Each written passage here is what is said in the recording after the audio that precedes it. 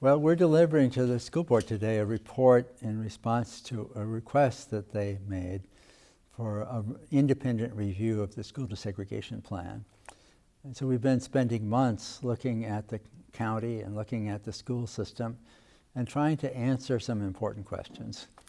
One of them is, do we have the most effective and efficient way to achieve diversity and to get educational results from it? And when we did this analysis, we looked at the new census data and every other bit of data we could find, and we looked at all the small neighborhoods in Jefferson County, over 540 neighborhoods, and tried to figure out where the diversity was and whether or not the long-distance transportation that exists under the current plan could be simplified, and whether there's a way to simplify parents' choices and yet to preserve a high level of diversity. In the report, we talk about the reason why it should be preserved, because there's powerful research over the last 50 years that shows that children that are educated in diverse classes do better, that children from very highly educated families lose nothing in the process in terms of educational achievement, and children from poor families, disadvantaged families, families in isolated neighborhoods where they don't have the same opportunities, they gain significantly. But whether or not it works at the school level depends on how it's done at the school level. So we looked at the county and we saw there really is a lot of diversity in Jefferson County. It's not just two different categories. It's not what we'd call a layer cake, where you have a chocolate level and a vanilla level, some frosting. It's a marble cake. The center of the county is diverse. People are mixed up across racial and class lines, and there's no necessity for them to travel really long distances to be in diverse schools. So we did a computer analysis and we tried to figure out what's the most efficient way to get to high levels of diversity with minimum transportation. And we found that there was really no necessity to send anybody across the entire county, because there's a lot of diversity closer to them. In the center of county, it could be very close. At the edges, where most of the residential segregation is concentrated, it's more complicated, but it's doable within much shorter distances than are being used now.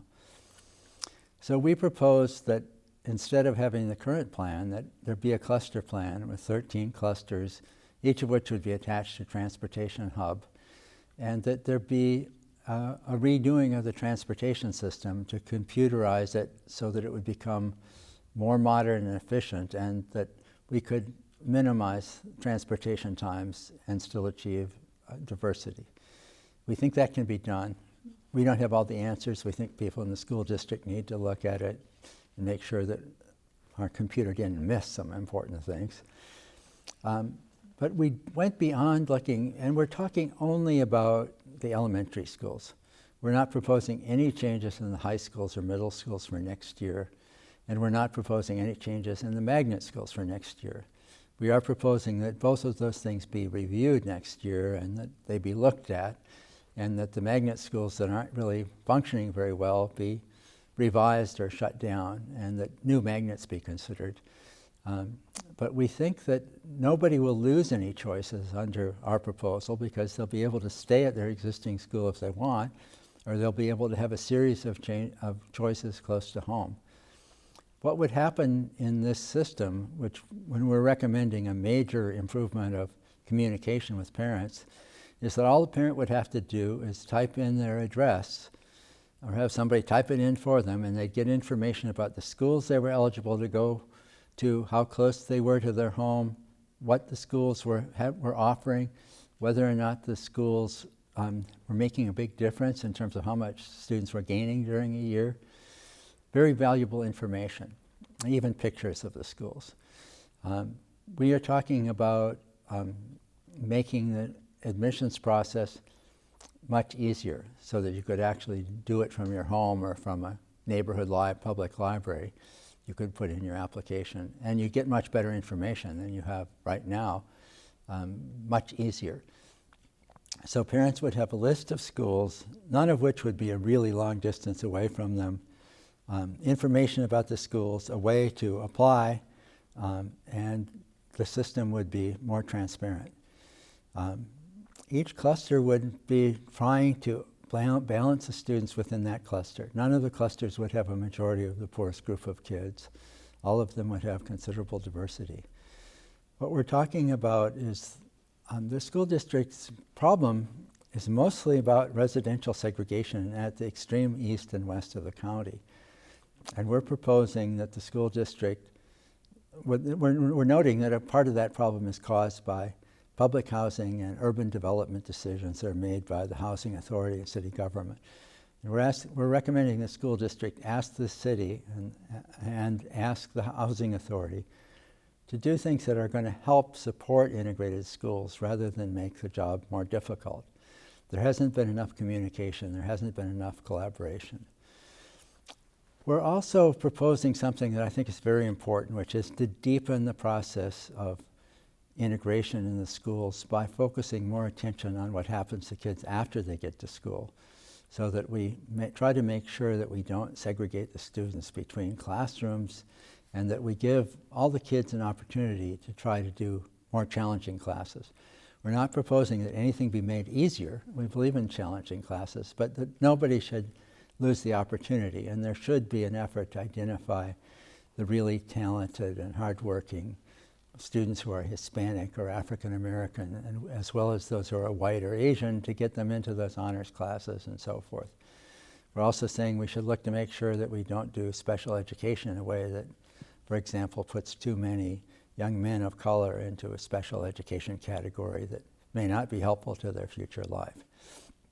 We're proposing that some good research-based methods that to have kids working together across these lines on academic challenges be implemented in the schools. We're proposing for the second year a systematic review of the magnet programs so that they will be made more magnetic, and that more of them will be whole school rather than parts of schools. And we're also proposing that admissions requirements for magnet schools should be minimal or non-existent, except in the case where the school board would say that there was some special reason why there should be an admissions requirement. We're also suggesting that magnet schools be evaluated not just on their math and reading scores, but on their scores of whatever they're a magnet for. So if it's a magnet for government, how are they doing in debate? If it's a magnet for arts, how are they doing in dance? How are they doing in theater? We think parents would really be interested in that kind of evaluation.